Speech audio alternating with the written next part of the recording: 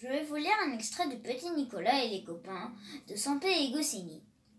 Dans ce passage, Nicolas et ses copains cherchent pendant la récréation un moyen de communiquer sans se faire prendre par la maîtresse.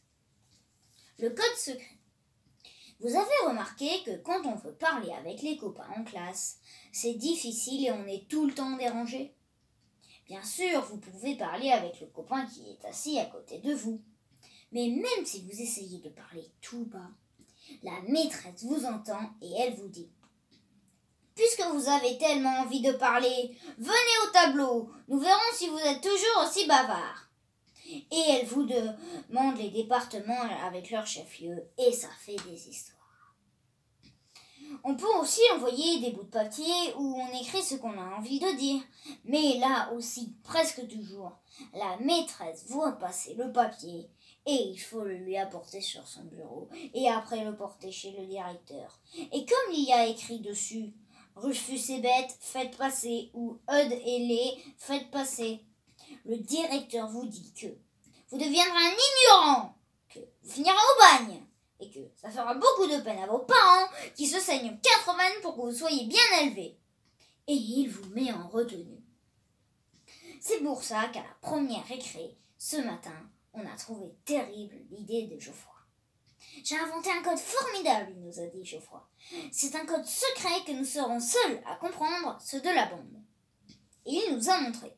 Pour chaque lettre, on fait un geste. Par exemple, le doigt sur le nez, c'est A. Le doigt sur l'œil gauche, c'est B. Le doigt sur l'œil droit, c'est C. Et il y a des gestes différents pour toutes les lettres. On se gratte l'oreille, on se frotte le menton, on se donne des tapes sur la tête, comme ça jusqu'à Z où on louche. Terrible. Clotaire, il n'était pas tellement d'accord. Il nous a dit que, pour lui, l'alphabet, c'est déjà un code secret et que, plutôt que d'apprendre l'orthographe pour parler avec les copains, il préférait attendre la récré pour nous dire ce qu'il avait à nous dire. Agnan, lui, bien sûr, il ne veut rien savoir du code secret.